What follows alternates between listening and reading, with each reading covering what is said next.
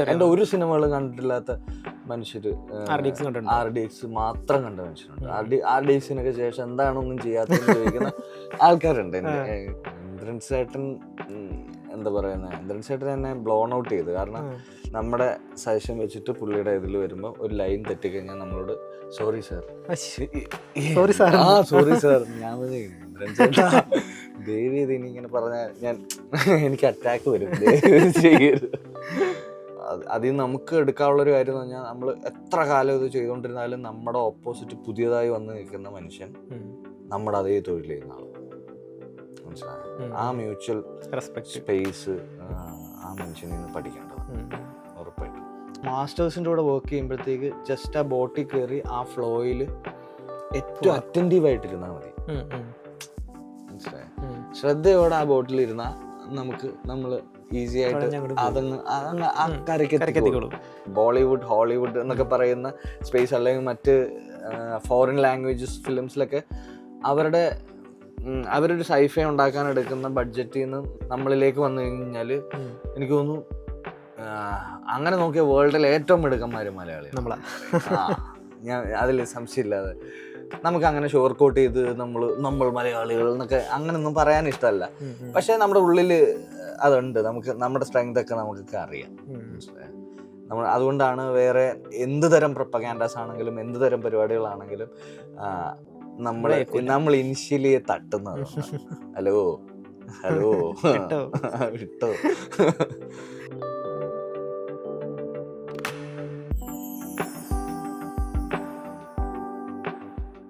മിർജി star പഞ്ചിൽ cinema വിശേഷങ്ങൾ പങ്കുവയ്ക്കാൻ ഇതിന്റെ കൂടെയുള്ളത് വിഷ്ണു അഗസ്തിയാണ്. Bro, welcome to Star Punch. Thanks man. ഈ ചില സിനിമകൾ കാണുമ്പോഴത്തേക്കും നമുക്ക് മസ്തിഷ്കവരണമൊക്കെ തൽക്കാലം മാറ്റി വയ്ക്കാം. ചില സിനിമകൾ കാണുമ്പോൾ ചില ക്യാരക്ടേഴ്സിനെ ഞാൻ നോട്ട് ചെയ്യും. ഞാനായിരിക്കും കൊള്ളാലോ, പുള്ളി മൂടാണല്ലോ. അങ്ങനെ എനിക്ക് നേരിട്ട് കാണാൻ ആഗ്രഹമുള്ള കുറച്ച് ആളുകളുണ്ട്. അതിലൊരാളാണ് ബ്രോ. എനിക്ക് ആദ്യമായിട്ട് അങ്ങനെ തോന്നുന്നത് മറ്റേ 1001 നുണകൾ എന്ന് പറഞ്ഞ സിനിമ കാണുന്ന സമയത്താണ്. ഞാൻ ഈ പടം കാണുന്നു, ഒരു പ്രതീക്ഷയില്ലാതെ എൻ്റെ ഫ്രണ്ട് എന്താ അയച്ചു തന്നൊരു ഇത് വെച്ച് ഞാൻ കാണുന്നത്. ഇങ്ങനെ കാണുന്നു, ഈ മച്ചം കൊള്ളാലോ, പുള്ളി കൊള്ളാം. പക്ഷെ ഞാൻ എവിടെയൊക്കെയോ കണ്ടിട്ടുണ്ട്, എനിക്ക് ഓർത്തെടുക്കാൻ പറ്റുന്നില്ല, പക്ഷെ എവിടെയൊക്കെയോ കണ്ടിട്ടുണ്ട്. അതിനുശേഷം പിന്നെ ഞാൻ RDX വരുന്നു, ഇപ്പഴത്തെ അവസാനം മസ്തിഷ്കവരണത്തിൽ വരെ നിൽക്കുന്നു. എന്ത് തോന്നുന്നു ബ്രോ? ഹാപ്പി മാൻ, ഉറപ്പായിട്ടും. അതായത് കുറെ കാലം ഇതിന്റെ പരിസരങ്ങളിലൊക്കെ നടന്നതാണ്. അപ്പൊ അതിനുവേണ്ടിയുള്ള ശ്രമങ്ങളൊക്കെ നടത്തിയിരുന്നു. അപ്പൊ നമ്മൾ മറ്റേ തോറ്റു തുന്നം പാടിയിട്ടൊക്കെ നമുക്ക് ചെറിയ പാസ് മാർക്ക് കിട്ടത്തില്ലേ, ആ ഒരു ഫീലാണ്. പിന്നെ എനിക്ക് തോന്നുന്നു നമുക്ക് എല്ലാ തവണയും നമ്മള് മാവേല് മാങ്ങ എറിയുന്നത് കറക്റ്റ് അതിൽ കൊള്ളാനും അത് വീഴാനും ഒക്കെയാ, അല്ലേ? അപ്പൊ പക്ഷെ നമുക്ക് എല്ലാ എയറും കൊള്ളണമെന്നില്ല. അപ്പൊ ചില എയറുകൾ കൊള്ളുമ്പം ആ മൊമെന്റിൽ ഒരു ഹാപ്പിനെസ് കിട്ടുമല്ലോ. അപ്പൊ ആ ഒരു സന്തോഷം ഉണ്ട്. ശരിക്കും ആരായിരുന്നു വിഷ്ണു അഗസ്ത്യ? എന്തായിരുന്നു, എവിടെയായിരുന്നു? എനിക്കറിയാം ഈ ഒരു സ്ഥാനത്ത് ബ്രോ ഇരുന്നിട്ടുണ്ട്. അതിലെല്ലാം അപ്പുറം നീയായിരുന്നു വിഷ്ണു അഗസ്ത്യ. ഞാൻ സത്യം പറഞ്ഞ അങ്ങനെ വലിയ ഡെഫിനേഷൻ ഒന്നും പിടിക്കാൻ പറ്റാത്ത, കുറച്ച് കൺഫ്യൂസ്ഡ് ഒക്കെ ആയിട്ടുള്ള, എന്നാ ഫ്രണ്ട്സിന്റെ കൂടെ ഒക്കെ ചില്ല് ചെയ്തൊക്കെ ഇങ്ങനെ നടക്കുന്ന സിനിമ സ്വപ്നം കാണുന്നതൊക്കെ ഒരുപാട്. ഞാൻ ഒരു 23-24 വയസ്സൊക്കെ കഴിഞ്ഞിട്ടാ. അതുവരെയൊക്കെ എന്ന് പറഞ്ഞു കഴിഞ്ഞാൽ എന്താകണം അങ്ങനെയൊക്കെ ചോദിച്ചു കഴിഞ്ഞാൽ പ്രത്യേകിച്ച് ലക്ഷ്യമൊന്നുമില്ല. അപ്പൊ അതുകൊണ്ട് തന്നെ വലിയ മുതിർന്നവരൊക്കെ ചോദിക്കുമ്പോൾ ഞാൻ വേറെ ഇങ്ങനത്തെ ഒരു കാര്യം ട്രൈ ചെയ്തോണ്ടിരിക്കുക എന്നൊക്കെ, വായിക്കൊള്ളാത്ത എന്തെങ്കിലും ഒരു 2 വാക്കുകളൊക്കെ പറഞ്ഞ് അങ്ങനെയൊക്കെ പിടിച്ചു ചെയ്തോണ്ടിരുന്ന ഒരാളാണ്. അതിൽ നിന്ന് താനിപ്പോ ചെയ്യുന്ന ജോലി, അതായത് നമ്മൾ ചെയ്ത ആ ജോലി ചെയ്യുന്ന സമയത്ത് എന്തായാലും ഇപ്പൊ ഞാൻ വർക്ക് ചെയ്ത 1001 നുണകൾ കണ്ടു, കരിക്കിന്റെ സീരീസുകൾ കണ്ടു. അപ്പൊ ഞാൻ പറഞ്ഞ ഒരാളെ നമ്മൾ ഇന്റർവ്യൂ ചെയ്യുമ്പോൾ പോലും അയാളുടെ ഇത്രയും വർക്കുകൾ നമ്മൾ കവർ ചെയ്യും. അപ്പൊ എന്താ വെച്ച് കഴിഞ്ഞാൽ നമ്മൾ അയാളോട് ചോദിക്കാൻ പറ്റുന്ന ചോദ്യങ്ങളൊക്കെ ചോദിക്കാം എന്നുള്ളപ്പോ തന്നെ നമുക്ക് ഈ 4-5 ഫിലിംസിന്റെ ഒരു ലിറ്ററസി വരും, അല്ലെങ്കിൽ അതിനോടൊരു ഇൻട്രസ്റ്റ് ഫീൽ ചെയ്യും. അങ്ങനെ എന്താ പറയുക, എനിക്ക് വന്ന ഗസ്റ്റുകളുടെ വർക്കുകളും അതല്ലാതെ ആ ടൈമിൽ ഇങ്ങനത്തെ സിനിമകൾ കാണാം, അങ്ങനത്തെ സിനിമകൾ ഞാൻ വളരെ ലേറ്റായിട്ട് ക്ലാസിക് സിനിമകൾസ് ഒക്കെ കണ്ട ആളാണ്. അത് ഓരോരുത്തർക്ക് ഇങ്ങനെ പറയുമ്പോൾ, അപ്പൊ അങ്ങനെയൊക്കെ കാണുന്ന സമയത്ത് നമുക്ക് ഈ പരിപാടി ഭയങ്കര രസമാണല്ലോ എന്ന് പറഞ്ഞ് അതിന് നമ്മൾ ആദ്യം ട്രൈ ചെയ്യുമ്പം ഒബ്വിയസ്ലി പരാജയപ്പെട്ടു. കാരണം ഞാൻ സ്കൂളിലോ കോളേജിലോ ഒക്കെ എനിക്ക് തോന്നുന്നില്ല എൻ്റെ ക്ലാസ്മേറ്റ്സ് ആരെങ്കിലും ഒക്കെ ഞാനിപ്പോൾ സിനിമയിൽ അഭിനയിക്കുന്ന കാണുമ്പോൾ എനിക്ക് അന്നേ അറിയാമായിരുന്നു എന്ന് പറയാൻ ആരും ഉണ്ടാവില്ല. കാരണം എവനോ എന്ന് പറയുന്നൊരു റിയാക്ഷൻ ആയിരിക്കും എപ്പോഴും. അപ്പോൾ അതുകൊണ്ട് തന്നെ നമുക്ക് ഇങ്ങനത്തെ ഒരു കാര്യം ട്രൈ ചെയ്യുമ്പോൾ യാതൊരു കോൺഫിഡൻസും ആദ്യം ഉണ്ടാവില്ല. കാരണം ബാക്ക് ഹിസ്റ്ററി ഒന്നുമില്ല, ആരെങ്കിലും നമ്മൾ കലാകാരനാണെന്ന് പറഞ്ഞിട്ടുമില്ല, നമുക്കും ഇതിൽ വലിയ ഉറപ്പൊന്നുമില്ല. സിനിമയില് അപ്പോൾ ഗോഡ് ഫാദറും ബാക്കിയൊക്കെ ഉള്ള കാര്യം സെക്കൻഡറി ആണ്. നമുക്ക് ഈ തൊഴിൽ ചെയ്യാൻ പറ്റുന്നുണ്ടോ എന്നുള്ളതാണ് എൻ്റെ ഫസ്റ്റ്. മനസ്സിലായി, ഗോഡ് ഫാദർ ഉണ്ടെങ്കിൽ പോലും നിങ്ങളിപ്പോൾ എൻ്റെ ഒരു പടം അങ്ങ് പ്രൊഡ്യൂസ് ചെയ്ത് എന്നെ അങ്ങ് ഭയങ്കര ഹീറോ ആക്കി അങ്ങനെ ചെയ്താൽ പോലും ഇത് മനുഷ്യരെ കണക്ട് ചെയ്യുന്ന ഒരു ക്രാഫ്റ്റ് നമ്മൾ എവിടെങ്കിലും കാണിക്കണ്ടേ, വേണമല്ലോ. അപ്പൊ ഇതെല്ലാം ഉള്ളപ്പോഴും എനിക്ക് തോന്നുന്നു ഏറ്റവും ഇമ്പോർട്ടൻ്റ് അതാണ്, തൊഴിൽ പഠിക്കുക എന്നുള്ളതാണെന്ന് തോന്നുന്നു ഏറ്റവും ഇമ്പോർട്ടൻ്റ്. അപ്പം അങ്ങനെ നോക്കുമ്പോൾ ഞാനിതേപോലെ വീണ് പഠിച്ച ആളാണ്. അപ്പം നമുക്ക് ചെയ്യാൻ പറ്റുന്നില്ല. അപ്പം അതിൻ്റെ കോൺഫിഡൻസ് ബിൽഡിങ് സ്പേസിൽ എനിക്ക് ഒരുപാട് ആക്ടർ ട്രെയിനേഴ്സിൻ്റെ 3-day വർക്ക്ഷോപ്പ് അത് ഇതെന്നൊക്കെ പറയുമ്പോഴത്തേക്കും നമുക്ക് ആ സമയത്ത് അത്രയും പൈസ ഇല്ലെങ്കിൽ നമ്മൾ ചിലപ്പോൾ സുഹൃത്തിൻ്റെ കയ്യിൽ നിന്ന് കടം മേടിച്ച് നമ്മൾ സ്വരുക്ക് കൂട്ടി അവിടെ പോയി അത് അറ്റൻഡ് ചെയ്യുമ്പോൾ നമുക്ക് ചിലപ്പോൾ ഒരു വാതിൽ ഓപ്പൺ ആയി കിട്ടുമായിരിക്കും, അല്ലെങ്കിൽ ഇത് ഓപ്പൺ ചെയ്യേണ്ട ഒരു കീ കിട്ടുമായിരിക്കും. മനസ്സിലായി. അപ്പം അങ്ങനെ ഇതിൻ്റെ പരിസരങ്ങളിൽ ഇൻവെസ്റ്റ് ചെയ്യും.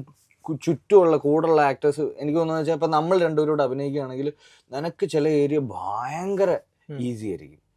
മനസ്സിലായി, എനിക്ക് ആ ഏരിയ ഭയങ്കര ടഫായിരിക്കും. അപ്പോൾ നീ എനിക്ക് തരുന്ന ചില സ്ഥലങ്ങളുണ്ട്, മച്ചാൻ ഇങ്ങനെ ട്രൈ ചെയ്യുക, അങ്ങനെ നീ കുറച്ചുകൂടെ ഫ്രീ ആവുക, ഇങ്ങനെയൊക്കെ പറയുന്ന കോ ആക്ടേഴ്സ് ഒരുപാട് ഹെൽപ്പ് ചെയ്തിട്ടുണ്ട്. അപ്പൊ ഏതോ ഒരു മൊമെന്റിൽ നമ്മളിപ്പോ സൈക്കിള് അറ്റ്ലീസ്റ്റ് ബാലൻസോടെ ചവിട്ടാൻ പഠിച്ച ഏതാ മൊമെന്റ് എന്ന് ചോദിച്ചാൽ നമുക്ക് അറിഞ്ഞില്ല. പക്ഷെ നമ്മൾ എപ്പോഴോ വീഴാതെ ഓടിക്കാൻ പഠിക്കുന്ന ഒരു അവസ്ഥ ഉണ്ടല്ലോ. അതിൽ നിന്ന് നമ്മളിപ്പം ഗ്രേറ്റ് ആക്ടേഴ്സ് എന്നൊക്കെ പറഞ്ഞു കഴിഞ്ഞാല് അവര് കൈവിട്ട് ഈസി ആയിട്ട് ഈ ബാലൻസ് ചെയ്ത് ഓടിക്കുന്നവരാണ്. നമ്മളിപ്പം ആ സ്പേസിലാണ് നമ്മൾ നിൽക്കുന്നത്. അപ്പോൾ എനിക്ക് തോന്നുന്നു കീപ്പ് ഓൺ ഡൂയിങ്, അതാണ് ഇപ്പൊ ട്രൈ ചെയ്യുക. അപ്പൊ അതിൽ നിന്ന് നമുക്ക് എന്തെങ്കിലും കിട്ടും. എന്തെങ്കിലും കിട്ടാതെ നമ്മൾ കോൺസ്റ്റന്റ്ലി എന്തിലെങ്കിലും ഇൻവെസ്റ്റ് ചെയ്ത കുറച്ചു നേരം കഴിയുമ്പോൾ അത് നമ്മളോട് എന്തെങ്കിലും കമ്മ്യൂണിക്കേറ്റ് ചെയ്യുന്നുണ്ട്. മനസ്സിലായി, നമ്മൾ എത്ര മണ്ടനാണെങ്കിലും നമ്മൾ എന്തെങ്കിലുമൊക്കെ തരും.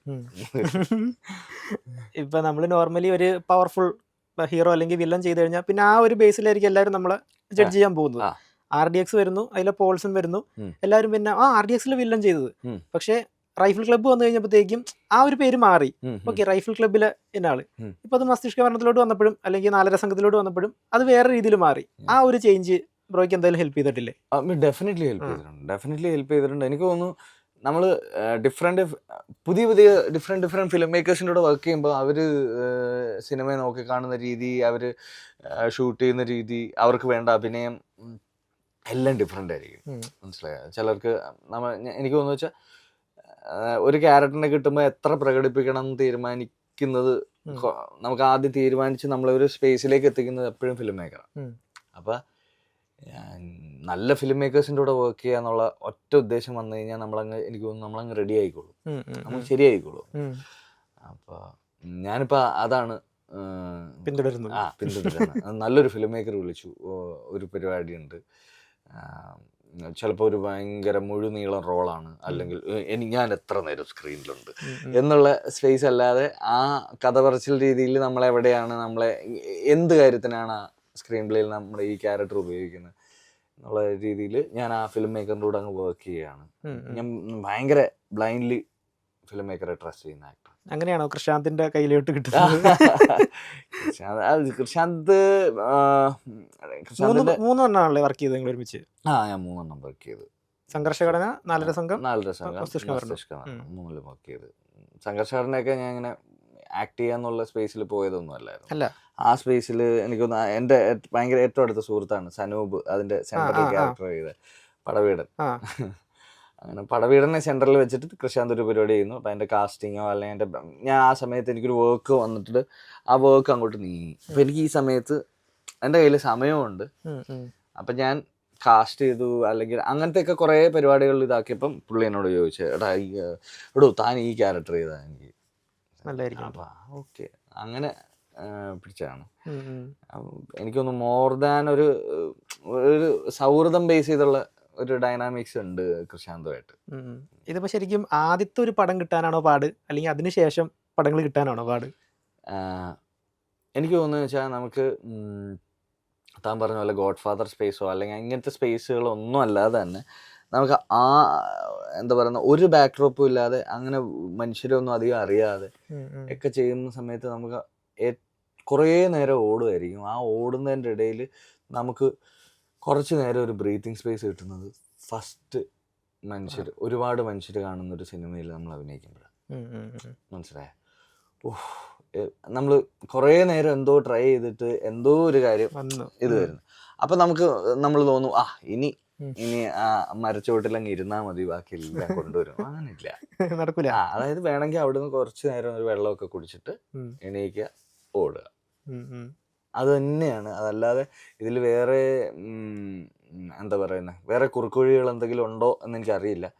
ഞാൻ നിൽക്കുന്ന സ്ഥലത്ത് നിന്ന് ഞാൻ 360 ഡിഗ്രിയിൽ നോക്കിയിട്ട് അങ്ങനെ ഒരു കുറുക്കുവഴി കാണുന്നില്ല. ഇപ്പൊ ഇൻസ്റ്റയൊക്കെ ഉപയോഗിക്കാനായിട്ട് ഇച്ചിരി പുറകോട്ടാണ്. കാരണം ഞാൻ ഇൻസ്റ്റയിലൊക്കെ നോക്കുന്ന സമയത്ത് അധികം അപ്ഡേറ്റും കാര്യങ്ങളൊന്നും ഇല്ല. ഇപ്പോഴും ബയോയിലിട്ടിരിക്കണ ലിങ്ക് എന്ന് പറഞ്ഞു കഴിഞ്ഞാൽ RDX-ന്റെ ആണ്. ഇപ്പോഴും പോൾസും പോയിട്ടില്ല. ഇല്ല പോൾസ് മനസ്സിൽ നിന്നും ബാക്കിയുള്ള സ്പേസിൽ നിന്നൊക്കെ നമ്മൾ എന്താ പറയുക, ആ സോണിൽ നിന്ന് പോവുകയും ഇപ്പം ഏതെങ്കിലും തരത്തിൽ എവിടെങ്കിലും TV-യിലോ അങ്ങനെ എന്തെങ്കിലുമൊക്കെ വരുമ്പോൾ ചില പോർഷൻസോ അല്ലെങ്കിൽ അങ്ങനെ എന്തെങ്കിലുമൊക്കെ കാണുമെന്ന് ഒഴിച്ചു കഴിഞ്ഞാൽ ഭയങ്കര ഗ്രേറ്റ്ഫുള്ളോടെ ഞാൻ ആ ക്യാരക്ടർ, കാരണം ഇന്നും ചിലപ്പോൾ ഏതെങ്കിലും ഒരു സ്പേസിൽ പോകുമ്പോഴത്തേക്ക് എന്നെ അതായത് എൻ്റെ ഒരു സിനിമകളും കണ്ടിട്ടില്ലാത്ത മനുഷ്യര് RDX മാത്രം കണ്ട മനുഷ്യരുണ്ട്. RDX-നൊക്കെ ശേഷം എന്താണൊന്നും ചെയ്യാത്തതെന്ന് ചോദിക്കുന്ന ആൾക്കാരുണ്ട് എൻ്റെ. അപ്പം ഞാൻ ആലോചിക്കുന്നത്, ഒരു സിനിമ നമ്മുടെ ഇവിടെ ഒരു ഫെസ്റ്റിവൽ ടൈമിൽ സെലിബ്രേറ്റ് ചെയ്യുന്ന ഒരു സിനിമ വന്നു കഴിഞ്ഞാൽ അതൊരു ന്യൂക്കൻ കോർണറിൽ എത്തുന്നത് പോലെ മറ്റൊരു സിനിമ എത്തില്ല. അതൊരു ട്രൂത്താണ്. മനസ്സിലായോ? ഉറപ്പായിട്ടും വർഷത്തിൽ 2 സിനിമ കാണാൻ തീരുമാനിക്കുന്ന ഒരാൾ ഒരു ഓണത്തിന് എന്നാ പറഞ്ഞാൽ കണ്ടേക്കാം എന്ന് വിചാരിച്ച അയാളെയും കൂടെ നമുക്ക് കിട്ടും ആ സിനിമയ്ക്ക്. ചിലപ്പോൾ ആ സിനിമയ്ക്ക് അയാളെയും കൂടെ നമുക്ക് കിട്ടത്തുള്ളൂ. മനസ്സിലായോ? അപ്പോൾ എനിക്ക് ആ രീതിയിൽ RDX ഒരുപാട് മനുഷ്യരിലേക്ക് അറ്റ്ലീസ്റ്റ് ആക്ടറാണെന്ന് പറയുന്ന ഒരു സ്പേസിലേക്ക് കൊണ്ടുപോയത് ഉറപ്പായി RDX. ഞങ്ങൾ ഇതുവരെ കാണാത്ത വല്ല റോളുണ്ടോ? അതായത് എന്റെ പടത്തിലെ ഇന്ന ജൂനിയർ ആർട്ടിസ്റ്റ് ഞാനായിരുന്നു. മറഡോണയിൽ അഭിനയിച്ചിട്ടുണ്ട്, ടൊവിയുടെ. അത് നല്ല, എനിക്കൊന്ന് ആദ്യമായിട്ട് എനിക്കൊരു ഒരു ക്യാരക്ടറിന്റെ പേരും അങ്ങനത്തെ സ്പേസും ഒക്കെ ഉള്ള ഒരു അതിലൊരു രാഷ്ട്രീയക്കാരനായിട്ട് അങ്ങനെ ഒരു ക്യാരക്ടർ പ്ലേ ചെയ്തിട്ടുണ്ട്. ഞാൻ കുപ്രസിദ്ധ പയ്യനിൽ ടൊവിയുടെ കൂടെ അവിടെ അതിൽ പ്ലേ ചെയ്തിട്ടുണ്ട്. ആളൊരുക്കം സിനിമയില് ഇന്ദ്രൻ ചേട്ടൻ, അത് കുറച്ചും കൂടെ ഒരു ലെങ്ത് ഉള്ള ഒരു റോളായിരുന്നു.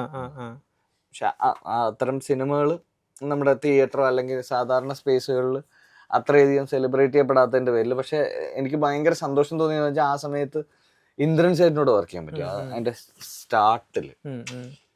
അപ്പോ ഇന്ദ്രൻ ചേട്ടൻ എന്താ പറയുന്നത്, ഇന്ദ്രൻ ചേട്ടൻ എന്നെ ബ്ലോൺ ഔട്ട് ചെയ്തു. കാരണം നമ്മളിപ്പോൾ ഓപ്പോസിറ്റ് അങ്ങോട്ടും ഇങ്ങോട്ടും നിന്ന് അഭിനയിക്കുമ്പോൾ നമ്മൾ ആദ്യമായിട്ട് ഇത്രയും കാലം കൊണ്ടൊക്കെ കണ്ട ഒരു സീസൺഡ് ആക്ടറിന്റെ ഓപ്പോസിറ്റ് വർക്ക് ചെയ്യാൻ നിൽക്കുമ്പോൾ നമ്മുടെ സജഷൻ വെച്ചിട്ട് പുള്ളിയുടെ ഇതിൽ വരുമ്പോൾ ഒരു ലൈൻ തെറ്റിക്കഴിഞ്ഞാൽ നമ്മളോട് സോറി സാർ ഞാൻ ഇന്ദ്രൻ ചേട്ടാ ദേവി ഇത് ഇനി ഇങ്ങനെ പറഞ്ഞാൽ എനിക്ക് അറ്റാക്ക് വരും, ചെയ്യരുത്. അപ്പോൾ എനിക്ക് തോന്നിയെന്ന് വെച്ചാൽ അതിൽ നമുക്ക് എടുക്കാനുള്ളൊരു കാര്യം എന്ന് പറഞ്ഞാൽ നമ്മൾ എത്ര കാലം ഇത് ചെയ്തുകൊണ്ടിരുന്നാലും നമ്മുടെ ഓപ്പോസിറ്റ് പുതിയതായി വന്ന് നിൽക്കുന്ന മനുഷ്യൻ നമ്മുടെ അതേ തൊഴിൽ ചെയ്യുന്ന ആള്. മനസ്സിലായ? ആ മ്യൂച്വൽ സ്പേസ് ആ മനുഷ്യനിൽ നിന്ന് പഠിക്കേണ്ടതാണ് ഉറപ്പായിട്ടും. ഇപ്പൊ ഇന്ദ്രൻ ചേട്ടനെ പറഞ്ഞ സ്ഥിതിക്ക് ഇതുപോലെ തന്നെ സീനിയർ ആക്ടേഴ്സ് ജഗദീഷ് ചേട്ടൻ, വിജയരാഘവൻ ചേട്ടൻ, പിന്നെ ഇവരിന്നൊക്കെ നമ്മൾ പഠിക്കാൻ ശ്രമിക്കുന്ന കാര്യങ്ങൾ എന്താ? എനിക്ക് തോന്നുന്നത് വെച്ചാൽ അവർ ഓരോ സമയത്തും ഇപ്പം ഞാൻ പറഞ്ഞ വെച്ചാൽ ഇപ്പം നമുക്കൊരു ചെറിയ ജേർണി ആണെങ്കിൽ പോലും നമ്മൾ ആദ്യം നിന്ന സ്പേസിലല്ല ഇപ്പം നിൽക്കുന്നത്. അതായത് ആലോചനയോ അല്ലെങ്കിൽ ഏതോ ഒരു സമയത്ത് എന്തൊക്കെയോ ക്രാക്ക് ചെയ്യപ്പെട്ടിട്ടുണ്ട്. അപ്പം ഒരു ലോങ് ജേർണിയിൽ ഞാൻ ലോങ് ജേർണി എന്ന് പറയുമ്പോഴത്തേക്കും നമ്മുടെ ഇവിടുത്തെ കാലഘട്ടത്തിൻ്റെ ലിറ്ററേച്ചർ മാറി, സിനിമ മാറി, മനുഷ്യരുടെ റെസ്പോൺസുകൾ മാറി. ഇങ്ങനത്തെ ഇത്രയും മാറ്റങ്ങൾക്കിടയിലെ സ്റ്റോറി ടെല്ലിങ്ങിൽ അവർ കീപ്പ് ഓൺ ഗോയിങ് ആയിരുന്നു. അപ്പൊ അവരെ എന്തോരം അപ്ഡേറ്റ് ചെയ്തിട്ടുണ്ട്. ഇല്ലെങ്കിൽ ഇതിന്റെ ഇടയിൽ എവിടെയോ കൊഴിഞ്ഞു പോകുമല്ലോ നമുക്കൊക്കെ അങ്ങനെ ഉണ്ടാവാം. പക്ഷെ എനിക്ക് തോന്നുന്നത് വെച്ചാൽ അപ്പൊ ആ ലോങ് ജേർണിന്ന് അവര് മനസ്സിലാക്കിയെടുക്കുന്ന ചില കാര്യങ്ങളില്ലേ, അപ്പൊ അത് ഷെയർ ചെയ്യാൻ ഉള്ള ഭയങ്കര എന്താ പറയുന്നത്, അത് ഷെയർ ചെയ്യാൻ ഭയങ്കര മനസ്സുള്ള ആക്ടേഴ്സാണ് കുട്ടേട്ടനൊക്കെ. I mean Vijayaraghavan sir. അപ്പൊ കുട്ടേട്ടനോടൊക്കെ എനിക്ക് തോന്നുന്നത് വെച്ചാൽ വളരെ സയൻറ്റിഫിക്കലി ടെക്നിക്കലി ഒരു കാര്യത്തെ അപ്രോച്ച് ചെയ്യേണ്ടത്, ഈ ഒരു ക്യാരക്ടർ ചെയ്യുമ്പോഴത്തേക്ക് എന്താണ് എൻ്റെ മൈൻഡിൽ ഉണ്ടായിരുന്നത്, എൻ്റെ മൈൻഡിനകത്തെ ഡിസൈൻ എന്തായിരുന്നു എന്നുള്ള കാര്യം പറഞ്ഞു തരും. മനസ്സിലായി? അതായത് ഇപ്പം അപ്പുള്ള പ്ലേ ചെയ്യുമ്പോൾ എന്തായിരുന്നു ആദ്യം വന്ന് മൈൻഡിൽ വന്ന എന്താ, അതിൻ്റെ ചുറ്റുമാണ് ഞാൻ പണിയെടുത്തത്.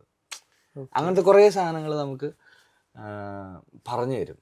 അപ്പോൾ എനിക്ക് തോന്നുന്നു ഒരുപാട് മാസ്റ്റേഴ്സ് ഉണ്ടല്ലോ ഇവിടെ.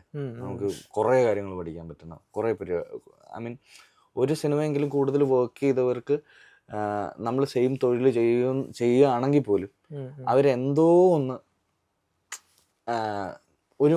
ഒരു പടി മുകളിൽ അവരെന്തോ ചെയ്തിട്ടുണ്ട്. ഇപ്പൊ വിഷ്ണു അഗസ്ത്യ എന്ന് പറയുന്ന ഒരു നടൻ ക്യാരക്ടർ ആവാൻ അല്ലെങ്കിൽ ഒരു സിനിമയ്ക്ക് വേണ്ടി നടത്തുന്ന ഹോംവർക്ക് അല്ലെങ്കിൽ ഡെഡിക്കേഷൻ എന്തായിരിക്കും? ഓരോന്നിനും എനിക്ക് തോന്നുന്നു ഓരോന്നായിരിക്കും. എനിക്ക് തോന്നുന്നു ആദ്യമായിട്ട് എനിക്ക് RDX എനിക്ക് തന്നെന്ന് പറഞ്ഞു കഴിഞ്ഞാൽ ഒരു ഫിസിക്കൽ ട്രാൻസ്ഫോർമേഷൻ ആ ഫിസിക്കൽ ട്രാൻസ്ഫോർമേഷൻ നമുക്ക് തരുന്ന ഒരു പരിപാടി എന്ന് പറയുമ്പോൾ എന്താ വെച്ചാൽ നമ്മളിങ്ങനെ ഇരിക്കുന്ന ഒരാൾ നമ്മൾ കോൺസ്റ്റന്റ്ലി എന്തോ പണിയെടുത്ത് വേറെ എന്തോ, അതായത് നമ്മുടെ വേറൊരു രൂപത്തിലേക്ക് വരുന്നു. അപ്പോൾ ആ രൂപം നമ്മളെ ഭയങ്കര ഹെൽപ്പ് ചെയ്യും. അയാളാണെന്നൊക്കെ വിശ്വസിക്കാനായിട്ട് നമ്മൾ ആദ്യം ഇതെല്ലാം മനസ്സിൽ ഊതിപ്പിരിപ്പിച്ച് കൊണ്ടുപോയി നമ്മൾ അങ്ങ് ഒരു മൊമെന്റിൽ മാക്സിമം അതങ്ങ് വിശ്വസിക്കുകയാണല്ലോ, അല്ലേ? അപ്പോൾ അതിന് എനിക്ക് തോന്നുന്നു വെച്ചാൽ ശരീരത്തിൽ പണിയെടുത്ത് കഴിഞ്ഞാൽ അത് വിശ്വസനീയമാക്കാനായിട്ട് ഒരുപാട് വിശ്വസനീയമാക്കുന്ന കാര്യത്തിലുള്ള ഇൻറ്റൻസിറ്റി കൂടുമെന്ന് എനിക്ക് തോന്നിയത് RDX മാത്രമേ എനിക്ക് അങ്ങനത്തെ ഒരു സ്പേസ് വന്നിട്ടുള്ളൂ. റൈഫിള് തന്നെ പറഞ്ഞാൽ മാസ്റ്റേഴ്സിൻ്റെ കൂടെ വർക്ക് ചെയ്യുമ്പോഴത്തേക്ക് ജസ്റ്റ് ആ ബോട്ടിൽ കയറി ആ ഫ്ലോയിൽ ഏറ്റവും അറ്റൻറ്റീവായിട്ടിരുന്നാൽ മതി. മനസ്സിലായോ? ശ്രദ്ധയോടെ ആ ബോട്ടിൽ ഇരുന്നാൽ നമ്മൾ ഈസി ആയിട്ട് അതങ്ങ് ആ കരയ്ക്ക് എത്തിക്കോളും. എനിക്കൊന്ന് കൃഷാന്തുമായിട്ട് വർക്ക് ചെയ്യുമ്പോൾ ഉള്ള സ്പേസ് എന്ന് പറയുമ്പോൾ എന്താ വെച്ചാൽ ഇതിൻ്റെ റൈറ്റിംഗ് സ്പേസ്, അതല്ലെങ്കിൽ മറ്റ് ക്യാരക്ടേഴ്സിൻ്റെ മറ്റ് സ്പേസ്, അങ്ങനത്തെ ഒക്കെ കുറേ കാര്യങ്ങളിൽ നമുക്ക് ഇങ്ങനെ ഇത് ആഡ് ഓൺ ചെയ്തോട്ടെ. നമുക്ക് ഹോൾ ഫിലിമിലേക്ക് വേറെ കുറേ ഏരിയാസ് എക്സ്പ്ലോർ ചെയ്യാം എന്നുള്ളത് ആണ്. പിന്നെ തമറുമായിട്ട് ഞാൻ 1001 തമറുമായിട്ട് വർക്ക് ചെയ്യുമ്പം അവർ റൈറ്റിങ്ങിൽ ഭയങ്കര പ്രിസൈസാണ്. അതായത് ഗുഡ് റൈറ്റിംഗ് ആണ് വന്നേക്കുന്നത്. അപ്പം നമുക്ക് നല്ലൊരു റൈറ്റിംഗ് കിട്ടുമ്പോൾ പുതിയ ഫിലിം മേക്കർ ആകുമ്പോൾ പോലും നമുക്ക് ഇങ്ങനെ പറയട്ടെ അങ്ങനെ പറയട്ടെ. ഞാൻ പറയാ എനിക്ക് 1001 ഏറ്റവും കൂടുതൽ ഇത് വന്നതെന്ന് പറഞ്ഞു കഴിഞ്ഞാൽ അതിലെ എല്ലാ ആക്ടേഴ്സും പുതിയ ആളുകളായിരുന്നു. മനസ്സിലായി? നമുക്ക് ആർക്കും എന്താ പറയുന്നത് ഇതിൽ ഞാൻ മറ്റേ സിനിമയിൽ ഇങ്ങനെ ചെയ്ത ഇത് ഞാൻ ഇങ്ങനെ ചെയ്യാം അങ്ങനൊന്നും ഇല്ല. മനസ്സിലായോ? ജസ്റ്റ് ഭയങ്കര ഫ്രീ ആണ്. ഇത് പ്ലേ ചെയ്ത് കൺവിൻസ് ചെയ്യണം, ഇതൊക്കെ ഓക്കെ ആണോ എന്നൊക്കെ ചോദിക്കുന്ന എനിക്ക് തോന്നുന്നു ഒരു 10 ദിവസത്തോളം ജിജോ ചേട്ടൻ്റെ ഒരു വർക്ക്ഷോപ്പ് ഒക്കെ ഉണ്ടായിരുന്നു. അപ്പോൾ എന്തായാലും വെച്ചാൽ കുറച്ച് നേരമൊക്കെ കഴിയുമ്പോൾ നമ്മൾ പ്ലേ ചെയ്യുന്ന സമയത്ത് നമുക്ക് മറ്റേ ആളുടെ സ്ട്രെങ്ത് ഒക്കെ അറിയാം. എടാ നീ അതെന്താ മറന്നുപോയെ, ഇങ്ങനെ പഠിക്കുക, അങ്ങനെ നീ അങ്ങനത്തെ ഒരു സാധനം അന്ന് ചെയ്തായിരുന്നു എന്നൊക്കെ നമ്മൾ അങ്ങോട്ടും ഇങ്ങോട്ടും ഓർമ്മിപ്പിക്കുകയൊക്കെ ചെയ്യുന്ന ഒരു അവസ്ഥയല്ലേ. എനിക്ക് എന്താ പറയുന്നത്, നല്ല വെരി വെരി ഗുഡ് മെമ്മറീസ് ആണ്. എനിക്ക് ബ്രോ എൻ്റെ കണ്ണ് ഭയങ്കര എക്സ്പ്രസീവ് ആണെന്ന് തോന്നിയിട്ടുണ്ട്. അങ്ങനെ ആരെങ്കിലും പറഞ്ഞിട്ടുണ്ടോ? പ്രത്യേകിച്ച് RDXലൊക്കെ ആണെങ്കിൽ പോലും നമുക്കതൊരു ടൂളായിട്ട് ഉപയോഗിക്കാൻ പറ്റില്ലേ ശരിക്കും? ഉറപ്പായിട്ടും എനിക്ക് തോന്നുന്നത് വെച്ച് കഴിഞ്ഞാൽ നമ്മൾ അഭിനയിക്കുന്ന സമയത്ത് നമ്മുടെ കണ്ണ് എത്രമാത്രം എക്സ്പോസ്ഡ് ആണ്, അല്ല എത്രമാത്രം ഇതാണെന്നുള്ളതിൻ്റെ അളവൊക്കെ അറിഞ്ഞ് അത്ര അവെയറായിട്ടൊന്നും ഞാൻ ഇന്ന് വരെ പെർഫോം ചെയ്തിട്ടില്ല. മനസ്സിലായി? ആ സമയത്ത് ഇപ്പം എൻ്റെ മുഖം ഞാനിപ്പോൾ എങ്ങനെയാണ് ചിരിച്ചുകൊണ്ടിരിക്കുന്നതെന്ന് ഞാൻ ആലോചിച്ചിട്ടേ ഇല്ല ഒരു സിനിമയിൽ ചിരിക്കുമ്പോൾ. മനസ്സിലായ? എനിക്ക് തോന്നുന്നു എന്തെങ്കിലും ഒരു ക്യാരക്ടറോ എന്തെങ്കിലും ഒരു സ്പേസോ ഒക്കെ ആകുമ്പോഴത്തേക്ക് നമ്മുടെ മുഖത്ത് എന്താണ് വരുന്നത് ആ സമയത്ത് നമ്മുടെ മുഖത്തുള്ള ഫീച്ചേഴ്സിൽ ഏതെങ്കിലുമൊക്കെ കുറച്ച് എക്സ്പോസ്ഡോ അല്ലെങ്കിൽ എന്തെങ്കിലും പ്രത്യേകതകളും കൂടി നമുക്ക് ഗുണപ്പെടും എന്നുള്ളതാണ് എനിക്ക് തോന്നിയത്. പിന്നെ RDXന്റെ കണ്ണ് ഭയങ്കര ഷാർപ്പായിരുന്നു എന്നൊക്കെ പറയുന്നതിൽ ഫിലിം മേക്കറിന്റെ ഡിസൈനിലെ first I want to say this character, I mean portray this character through eyes എന്ന ആ ഡിസൈനിലെ അയാളുടെ മനസ്സിലുണ്ട്. അപ്പൊ എനിക്ക് നല്ല ഭയങ്കര ഷാർപ്പായിരിക്കണം, അങ്ങനെ ഇടയ്ക്ക് പിന്നെ അധികം ബ്ലിങ്ക് വേണ്ട എന്നൊക്കെ പറയുന്ന സ്പേസിൽ നാസ് ഭയങ്കര സൂപ്പർ ക്ലിയറാ, ഭയങ്കര മച്ചാനാ നമുക്ക് ഇങ്ങനത്തെ ഒരു, അതായത് എൻ്റെ അടുത്ത് ഇപ്പൊ ക്യാരക്ടറൊക്കെ പറയാൻ വരുമ്പോഴത്തേക്ക് പുള്ളിയുടെ ഐസ് നമ്മുടെ കാര്യങ്ങൾ സംസാരിച്ചുകൊണ്ടിരിക്കുമ്പോ അത്ര ഇതിലായിരിക്കും, മനസ്സിലായോ? നമുക്ക് അതിൽ നിന്ന് ഇങ്ങനെ അതൊക്കെ എടുത്ത് അപ്പൊ എനിക്ക് തോന്നുന്നത് വെച്ചാൽ ഒരാളുടെ എഴുതുന്നതോ ഡയറക്ടറിന്റെ ഒക്കെ മനസ്സിൽ ഇയാൾ ഇങ്ങനെയൊക്കെ ആയിരിക്കും, അയാൾ അങ്ങനെയൊക്കെ ആയിരിക്കും എന്നൊക്കെ ഒരു ധാരണ ഉണ്ടാവും. നമ്മൾ ആ ധാരണയുടെ പരിസരമൊക്കെ മാക്സിമം ചോദിച്ച് മനസ്സിലാക്കിയിട്ട് അതിനകത്ത് നമ്മുടെ ഭാഗത്തു നിന്ന് എന്തെങ്കിലുമൊക്കെ കോൺട്രിബ്യൂട്ട് ചെയ്ത് ഇതങ്ങ് ചെയ്യാണ്. നമുക്കറിഞ്ഞൂടാ ഇത് എല്ലാ സിനിമയും റിലീസിന്റെ ആ ടൈമുകളിൽ ഒരു പരവേശമാണ്. ഐ മീൻ ചെയ്യാനുള്ള ചെയ്തു, എല്ലാം കയ്യിൽ നിന്ന് പോയി, ഇനി ഒന്നുമില്ല, കയ്യിലൊന്നുമില്ല. അപ്പോൾ നമുക്ക് ഭക്ഷണം വിളമ്പി വേറെ ഗസ്റ്റിന്റെ മുന്നിൽ വെച്ചിട്ട് അയാളുടെ മുഖത്ത് നോക്കിയിരിക്കുന്ന സ്പേസ് തന്നെ വർക്കായില്ലേ എന്നുള്ളതിന്റെ ഒരു സ്പേസ് തന്നെയാണ് എനിക്ക് തോന്നുന്നത് എല്ലാ ആക്ടേഴ്സിനും. അത് തന്നെ മാൻ എനിക്ക്.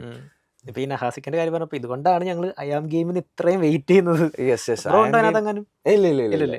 ഇല്ല, ഞാൻ ഭയങ്കര എനിക്ക് വളരെ പ്രതീക്ഷയുള്ള സിനിമകളൊന്നാണ്. എനിക്ക് അവരുടെ കോംബോ ഭയങ്കര എന്താ പറയുന്നത്, ഇവിടെ മാർക്ക് ചെയ്യപ്പെടും എന്ന് ഞാൻ വിചാരിക്കുന്നു. നമുക്ക് ഇനി മസ്തിഷ്കമരണം എങ്ങനെയായിരുന്നു അതിന്റെ സ്ക്രിപ്റ്റ്? നേരത്തെ തന്നെ കേട്ടതാണോ? നല്ല സംഘത്തിൽ അതിന്റെ സ്ക്രാച്ച് ടൈമിൽ അതിന്റെ ഐഡിയ വരുമ്പോ തന്നെ ജസ്റ്റ് ഇതാക്കുകയും പുള്ളിയുടെ ഏറ്റവും ഭയങ്കര സ്ട്രെങ്ത് ആയിട്ട് എനിക്ക് ഇപ്പം തോന്നുന്നതെന്ന് പറഞ്ഞു കഴിഞ്ഞാൽ ഒരുപാട് കാര്യങ്ങൾ ആലോചിച്ച് ഒരുപാട് സമയമെടുത്ത് ഒരു സ്ക്രിപ്റ്റ് എന്ന് പറയുന്ന കാര്യത്തേക്കാൾ കൂടുതൽ വളരെ പെട്ടെന്ന് ആ first draft is A worst draft. നമ്മൾ പക്ഷെ അത് എഴുതി പൂർത്തീകരിക്കുക എന്നുള്ളതാണ് ഇതിൻ്റെ ഏറ്റവും വലിയ കടമ്പ. കാരണം ഒരുപാട് ഐഡിയാസ്, ഒരുപാട് ഭയങ്കര ഗ്രേറ്റ് ഐഡിയാസ് ഒക്കെയുള്ള ആളുകൾക്ക് ചിലപ്പോൾ പറ്റാതെ പോകുന്നത് ഇത് പൂർത്തീകരിക്കില്ല. അതായത് അത് ശരിയായില്ല, ഇത് ശരി, അതായത് നമ്മൾ സ്റ്റുപ്പിഡ് ആവാൻ തയ്യാറാവണം എന്ന് എനിക്ക് തോന്നുന്നു. ഒരെണ്ണം പൂർത്തീകരിക്കാൻ അതിൽ ചിലപ്പം എന്താ പറയുന്നത്, ബോറടിക്കുന്ന അല്ലെങ്കിൽ സെൻസിബിലിറ്റിയെ ചോദ്യം ചെയ്യുന്ന സ്പേസ് ഒക്കെ ചിലപ്പോൾ ഉണ്ടായേക്കാം. അതൊക്കെ നമുക്ക് റെഡിയാക്കാം. നമുക്കൊരു ബ്ലൂ പ്രിന്റ്, നമുക്ക് ഇവിടുന്ന് കാക്കനാട് വരെ പോകണം എന്ന് പറഞ്ഞാൽ ഏത് വഴി വേണേലും പോവാം. പക്ഷെ ആ കാക്കനാട് നിശ്ചയിക്കപ്പെടണമല്ലോ. അപ്പോൾ എനിക്ക് തോന്നുന്നു അങ്ങനെ നോക്കിയാൽ വളരെ പെട്ടെന്ന് ഫസ്റ്റ് ഡ്രാഫ്റ്റ് ആവുകയും അതിന് ശേഷം പതുക്കെ സെക്കൻഡ് ഡ്രാഫ്റ്റ്, പിന്നെ ഒരു ഡിസ്കഷൻ, അത് കഴിഞ്ഞിട്ട് വീണ്ടും പോയി റൈറ്റിങ്, ഇങ്ങനത്തെ ഒക്കെ ഒരു പ്രോസസ്സായിരുന്നു. എൻ്റെ അടുത്ത് ഫസ്റ്റ് ഇത് ഫൈനൽ ഒരു കോർട്ട് റൂം സ്പേസിലേക്ക് അത് വരും. അപ്പം അതിലെനിക്ക് ഡോണിനെ എനിക്ക് പ്ലേ ചെയ്ത് തരണം. അങ്ങനെയാണ് അത് ചെയ്യുന്നത്. പിന്നെ ഡെഫിനറ്റ്ലി എനിക്ക് തോന്നുന്നില്ല നമുക്ക് ജീവിതത്തിൽ ഏതെങ്കിലും ഒരു കോടതിയിലിരുന്ന് ജഡ്ജിനെ മച്ചാനെ എന്നൊക്കെ വിളിക്കുന്ന ഒരു ക്യാരക്ടർ. അപ്പോൾ നമുക്ക് ഫിലിം മേക്കറിന്റെ ട്രസ്റ്റ് അല്ലേ, അല്ലെങ്കിൽ നമ്മൾ എങ്ങനെയാണ് ഇങ്ങനെ ഒരു എന്താ പറയുക 2046 ഇങ്ങനെ ഉണ്ടാവും അങ്ങനെയൊക്കെ ചോദിച്ചു കഴിഞ്ഞാൽ 2046 എന്ന് പറയുന്ന സംഭവം എന്തായാലും സംഭവിച്ചിട്ടില്ല. 2046 സാധാരണ നമ്മൾ വട്ടത്തിലാണ് പിടിക്കുന്നത്. 2020, 2025, 2050 പിടിക്കാണ്ടിരുന്നത് എനിക്കറിയില്ല. അത് വേണേ കൃഷാന്ത് വരുമ്പോൾ ചോദിച്ചോട്ടെ എന്താണ് ഈ 46 എന്ന്. പക്ഷെ 2040 to 46 അതായിരുന്നു നമ്മൾ സ്റ്റാർട്ടിങ് തന്നെ പറയുമ്പോൾ ഉള്ള ഒരു ഫ്രെയിം. പിന്നെ നമ്മുടെയൊക്കെ കുറെ സുഹൃത്തുക്കളൊക്കെ ഉണ്ട് ഇതേപോലെ ഭയങ്കര ബിയേർഡ് നമ്പറൊക്കെ പറയുന്നത്. അവിടെ എവിടെയാണെന്ന് ചോദിച്ചാൽ അളിയാ ഇതാ വരുന്ന ഒരു 13 മിനിറ്റ് 7 മിനിറ്റ് എന്നൊക്കെ പറയാം. അതാകുമ്പോൾ നമുക്ക് പെട്ടെന്ന് ഓക്കെ. ഇതിപ്പോ നമുക്ക് മലയാള സിനിമയിൽ സയൻസ് ഫിക്ഷൻ മൂവി എന്ന് പറഞ്ഞാൽ തന്നെ സയൻസ് ഫിക്ഷനോ ആ ഒരു രീതിയിൽ നമ്മൾ ആദ്യം ഒന്ന് നെറ്റിച്ചുളിക്കും. വിരലിലുണ്ടാവുന്ന സിനിമകളെ നമുക്ക് മലയാളത്തിൽ നിന്ന് കിട്ടിയിട്ടുള്ളൂ. അപ്പൊ ഇങ്ങനെ ഒരു സാധനം വന്ന് പറയുമ്പോഴത്തേക്കും ഇത് വർക്കാവോ, ആൾക്കാർക്ക് എത്രത്തോളം ഇത് തിയേറ്ററിൽ നിന്ന് കാണാൻ പറ്റുമോ, അങ്ങനെ ഒരു തോട്ടപ്പുഴ. ടെക്നിക്കലി ഭയങ്കര ക്രാഫ്റ്റ് വേണം മാൻ. അതായത് സ്റ്റോറി ടെല്ലിംഗ് ഡെഫിനറ്റ്ലി അത് കണക്ട് ആവുന്നവരും കണക്ട് ആവാത്തവരും ഒക്കെ ഉണ്ട്. അതായത് ഭയങ്കര ഭയങ്കര നോർമലാണെന്ന് ഞാൻ വിചാരിക്കുന്നത്. പക്ഷെ ടെക്നിക്കലി നമുക്ക് ഇത്രയും ഈ ഇവിടുത്തെ ഒരു യങ് ക്രൗഡിന്റെ മുന്നിൽ ഒരു സൈഫൈ വെക്കുമ്പോൾ അതിനെ എൻഗേജ് ചെയ്യിക്കാനും ടെക്നിക്കലി നമുക്ക് കൺവിൻസ് ചെയ്യാനും വളരെ ടഫാണ്. നമ്മുടെ സ്ട്രീം ഓഫ് ബഡ്ജറ്റ് വെച്ച് നമുക്ക് ആ ബഡ്ജറ്റ് സ്പേസിലേക്ക് നമുക്ക് തന്നു കഴിഞ്ഞാൽ നമുക്ക് ഭയങ്കര മാജിക് ഉണ്ടാക്കാൻ പറ്റുമായിരിക്കും. പക്ഷെ ആ ബഡ്ജറ്റിൽ അതായത് ഞാൻ പറയാ വെച്ചാൽ ഒരു നാഷണൽ ഫിലിം അല്ലെങ്കിൽ ബോളിവുഡ് ഹോളിവുഡ് എന്നൊക്കെ പറയുന്ന സ്പേസ് അല്ലെങ്കിൽ മറ്റ് ഫോറിൻ ലാംഗ്വേജസ് ഫിലിംസിലൊക്കെ അവരൊരു സൈഫൈ ഉണ്ടാക്കാൻ എടുക്കുന്ന ബഡ്ജറ്റിൽ നിന്ന് നമ്മളിലേക്ക് വന്നു കഴിഞ്ഞാൽ എനിക്ക് തോന്നുന്നു അങ്ങനെ നോക്കിയ വേൾഡിലെ ഏറ്റവും മിടുക്കന്മാര് മലയാളികൾ.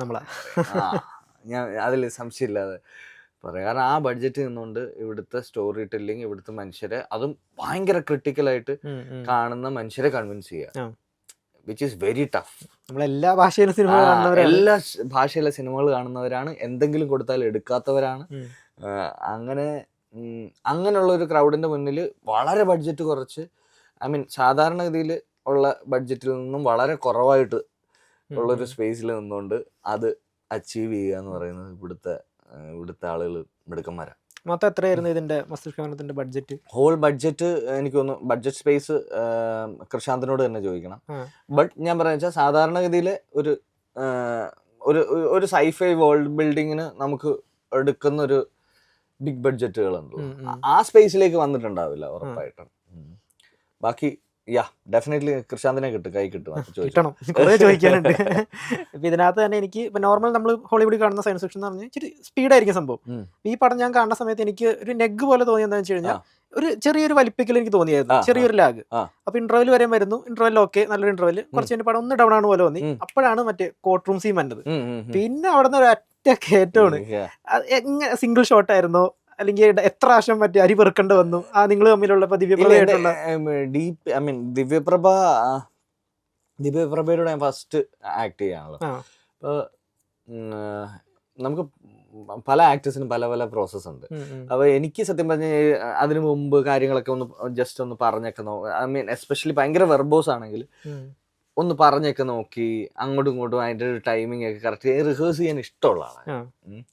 അപ്പൊ ഞാൻ നോക്കിയപ്പോ DP സെയിം നമുക്കൊന്ന് പറഞ്ഞു നോക്കിയാലോ എന്നൊക്കെ പറഞ്ഞിട്ട് അപ്പൊ ഞാൻ അടിപൊളി. അങ്ങനെ ഞങ്ങള് പോയിരുന്ന് ഇത് അങ്ങോട്ടും ഇങ്ങോട്ടും പറയുകയും ചില ജോക്സ് ലാൻഡ് ആവുന്നത് ഇതിങ്ങനെ പറഞ്ഞു നോക്കുന്നു ഒക്കെ പറഞ്ഞ് ഭയങ്കര very great to work with DP ആയിട്ട്, ദിവ്യപ്രഭയായിട്ട്. അപ്പൊ അത് ഞങ്ങൾ റിഹേഴ്സ് ഒക്കെ ചെയ്തേക്കുന്നതിന്റെ പേരിൽ ഒരുപാട് കൃഷാന്തിന് മറ്റേ നമുക്ക് ഒരുപാട് അരി വറക്കേണ്ടി വന്നില്ല. കാരണം അരി വറക്കലൊക്കെ നമ്മള് റിഹേഴ്സലിൽ ചെയ്തു.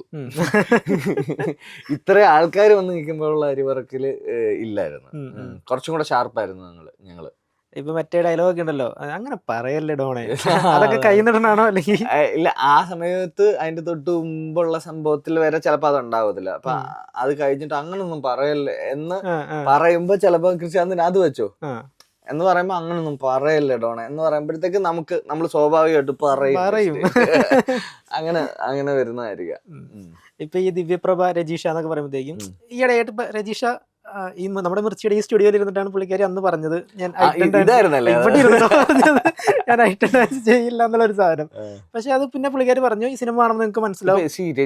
രജീഷയും ഞാനും പിന്നെ സൂര്യ മ്യൂസിക്കില് ഒരു 2 years അല്ലെങ്കിൽ ഒരു നിയർലി 2 years 3 years ഒക്കെ ഒരുമിച്ച് നമ്മളിപ്പോൾ ഷോ ചെയ്യുന്ന പോലെയൊക്കെ ഷോ ചെയ്ത ആളാണ്. അപ്പം ആ മൊമെന്റ് മുതൽ ഇപ്പം അവിടുന്ന് നാഷണൽ സ്കൂൾ ഓഫ് ഡ്രാമയിൽ നിന്ന് വന്ന് ഇവിടെ വന്ന് അതായത് ഭയങ്കര സൂപ്പർ സ്കിൽഡ് ആയിട്ടുള്ള ഇന്റലിജന്റ് ആയിട്ടുള്ള ഒരാളാണ് പിന്നെ രജിഷ. അതിനുശേഷം എനിക്ക് തോന്നുന്നു ഞാൻ പറഞ്ഞില്ലേ ഞാനിതൊക്കെ ട്രൈ ചെയ്യുന്ന സമയത്ത് അനുരാഗ് കരിക്കുമ്പള്ളം വരുന്നത് പോയി കണ്ട് ഭയങ്കര സന്തോഷമായി, വിളിക്കുകയൊക്കെ ചെയ്തു വന്ന്. ആ മൊമെന്റ് പോലെ ഈ ഒരു മൊമെന്റ് വരെ എന്താ പറയുന്ന ഒരു ആക്ടർ എന്ന രീതിയിലുള്ള അവരുടെ ഗ്രോത്ത് ഇല്ലേ, അത് ഭയങ്കര എന്താ പറയുന്ന നമ്മളൊരു കൊളീഗ് പണ്ടുണ്ടായിരുന്നൊരു കൊളീഗ് എന്ന് പറയുന്ന ഒരു സ്പേസിൽ നിന്ന് ഭയങ്കര ഹാപ്പിനെസ് ഉണ്ട് കാണുമ്പോൾ. അപ്പോൾ ഇതിൽ എനിക്ക് തോന്നുന്നു ഡെഫിനറ്റ്ലി ഇത് അവരുടെ സോഫാറുള്ള കരിയറിലെ ഏറ്റവും ബെസ്റ്റ് നിൽക്കുന്നത് ഇപ്പോഴാണ്. എനിക്ക് ബൈസണിൽ എനിക്ക് ഭയങ്കര ഇഷ്ടപ്പെട്ടു. അപ്പോൾ ഞാൻ എന്നിട്ട് ഇപ്പം ഈ കറണ്ട്ലി ഇതൊക്കെ വന്നിട്ട് ഇതിൻ്റെ എയറിലൊക്കെ ആവുന്ന സമയത്ത് നമ്മൾ അങ്ങോട്ടും ഇങ്ങോട്ടും ഇതിൽ ജോക്സ് ഒക്കെ പറയുമായിരുന്നു. അതായത് ഓക്കെ പുള്ളിക്കാരി തന്നെ വിഷടാ എയറിലാണ് അറിഞ്ഞില്ലേ അങ്ങനെ പറയുന്ന, അങ്ങനെ അതിനോടൊക്കെ ഞാൻ പറയാ ഇതിനെയൊക്കെ എടുക്കാൻ പറ്റുന്ന മെച്യൂരിറ്റി ഉള്ള ഒരാളാണ് രജിഷ. അപ്പം എനിക്ക് തോന്നുന്നു അങ്ങനത്തെ എന്തെങ്കിലും ഒരു കാര്യത്തിൽ ഭയങ്കര തളർന്നു പോയി ഇരുന്നു പോയി എന്താണ് അങ്ങനെ പറയുന്നത് അതിനോടൊക്കെ റെസ്പോണ്ട് ചെയ്യാൻ ആഗ്രഹിക്കുന്ന അങ്ങനത്തെ ഒരാളൊന്നും അല്ല. അപ്പം അതുകൊണ്ട് നമ്മളും അങ്ങനത്തെ എനിക്ക് തോന്നുന്നു ഞാൻ ഹിമാചലൊക്കെ പോകുന്നതിന് മുമ്പ് പിന്നെ എനിക്ക് ഡബ്ബിങ് കറക്ഷൻ ഉണ്ടായിരുന്നു. അപ്പോൾ അവിടെ വെച്ച് ഇങ്ങനെ കണ്ട്. അപ്പോൾ ഞാൻ പറഞ്ഞു ഇങ്ങനെ പുള്ളിക്കാരി പറഞ്ഞു എയറിലാണ്. ഞാൻ പറഞ്ഞു എന്തായാലും ഡെഫിനറ്റ്ലി ഞാൻ പറഞ്ഞു സിനിമ വരുമ്പം വൈ എല്ലാത്തിനുള്ള ഉത്തരം സിനിമ വരുമ്പം ഉണ്ട്. അതായത് ഒബ്ജക്ടിഫിക്കേഷൻ ബേസ് ചെയ്തൊരു സിനിമ ചെയ്യുമ്പോൾ ഒബ്ജക്ടിഫൈ ചെയ്യേണ്ടി വരും അല്ലേ? മനസ്സിലായി. മറ്റേ പണ്ട് അജു അങ്ങാണ്ട് ഇവിടെ പറഞ്ഞ 2 പശുവിനെ വെച്ച് തൃശ്ശൂർ പൂരം കാണിക്കാൻ പറ്റില്ലല്ലോ, എന്തായാലും കാണാൻ പറ്റില്ലല്ലോ. അപ്പോൾ അതുകൊണ്ട് ഉറപ്പായിട്ടും എനിക്കൊന്ന് ഞാൻ രജിസ്റ്റർ തന്ന് ഞാൻ ഹിമാചലിലാണ് കണ്ടുപോവാണ്. അപ്പോൾ പുള്ളിക്കാരോട് ഞാൻ പാരാഗ്ലൈഡിങ് ചെയ്യുന്നുണ്ട്, നമുക്ക് അവിടെ നിന്ന് അങ്ങനെയൊക്കെ പറയാവുന്ന സ്വാതന്ത്ര്യമുള്ള എന്താ പറയുന്നത് ഭയങ്കര പ്രോമിസിങ് ആയിട്ടുള്ള മലയാളത്തിലൊരു ആക്ട്രസ് ആണ് രജിഷ. ഇപ്പൊ ദിവ്യപ്രഭയാണെങ്കിലും ഇപ്പൊ പുള്ളിക്കാരുടെ എന്തെങ്കിലും റീലർ ഇപ്പൊ നിങ്ങൾ വനിതാ തിയേറ്ററിൽ നിന്ന് നടന്നു വരുന്നു, ഏതെങ്കിലും തിയേറ്റർ റെസ്പോൺസ് കഴിയുമ്പോഴത്തേക്കും ഒരു സ്പെക്സ് വെച്ച് കഴിഞ്ഞ ദിവസം ഒരു വീഡിയോ വന്നായിരുന്നു, നോർമൽ സ്പെക്സ്.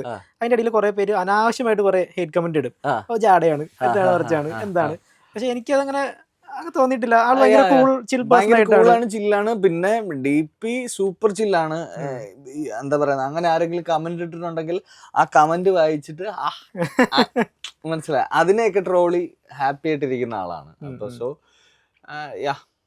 കാരണം എന്താ വെച്ചാൽ നിങ്ങളൊന്ന് ആലോചിച്ച് ഇപ്പോൾ ഇമാജിൻ ഓഫ് ലൈറ്റ് ആ സമയത്തൊക്കെ അതിലെ സീൻസോ അല്ലെ സീക്വൻസോ ഒക്കെ വെച്ചിട്ട് എന്തോരം രീതിയിൽ നമുക്ക് ക്ലീൻലി ട്രോൾ എന്നുള്ള കോൺസെപ്റ്റ് മാറിയിട്ട് ബുള്ളിങ് സൈബർ ബുള്ളിങ് എടുത്ത് അതിൽ നിന്ന്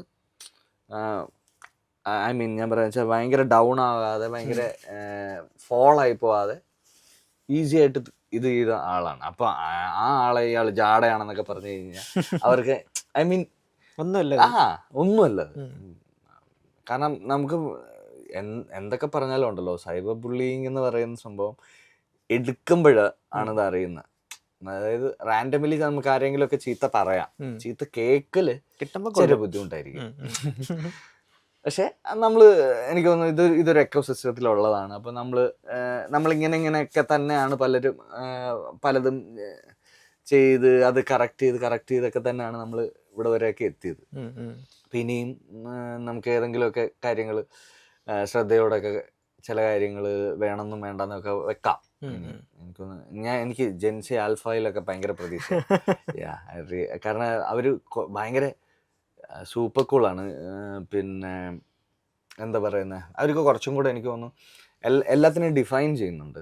ഡിഫൈൻ ചെയ്യുന്നതെന്ന് പറഞ്ഞാൽ ഇപ്പോൾ ChatGPT നമ്മൾ ഇങ്ങനത്തെ ഒരു പരിപാടി എങ്ങനെ എന്തോ ആണ് എന്ന് പറഞ്ഞൊരു കാര്യം കൊടുത്തു കഴിഞ്ഞാൽ ChatGPT ഇത് പ്ലഷറാണ് അല്ലെങ്കിൽ ഗ്രീഡാണ് എന്ന് ടാഗ് ചെയ്ത് തരത്തില്ലേ, അതുപോലെയാണ് ആൽഫ പ്രോസസ്സ് ചെയ്യുന്നത്. ഞാൻ ഇപ്പം എൻ്റെ പാർട്ട്ണറിൻ്റെ അനിയനൊക്കെ ഉണ്ട് ശ്രീകുട്ടനോടൊക്കെ ഇത് പറയുമ്പോൾ ചില ഹ്യൂമൻസ് ചിലരൊക്കെ ഭയങ്കര റെസ്റ്റ്ലെസ് ആയിട്ടും ഭയങ്കര ഇതായിട്ടും ഒക്കെ പെരുമാറുന്ന സമയത്ത് ഇങ്ങനെ 1 വേർഡ് പറയാറുണ്ട്.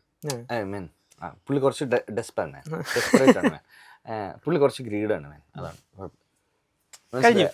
കഴിഞ്ഞു. അത് നമ്മളാണെങ്കിൽ എനിക്ക് നമ്മുടെയൊക്കെ ജനറേഷൻ എന്ന് പറഞ്ഞു കഴിഞ്ഞാൽ എന്നാലും അവൻ എന്നോട് അത് എന്നെ പറഞ്ഞു ഇയാളെന്താണ് ഇങ്ങനെ എന്നൊക്കെയുള്ള, അതായത് നമ്മളെപ്പോലെ അല്ലല്ലോ ഇവര് എന്നുള്ളതിൽ ഭയങ്കര ബുദ്ധിമുട്ടുള്ളവരായിരുന്നു. മനസ്സിലായ ഇവരതല്ല. ആ ഡിഫറൻസിനെ അവര് ഭയങ്കര സ്വാഭാവികമായിട്ട് കണ്ടു തുടങ്ങി.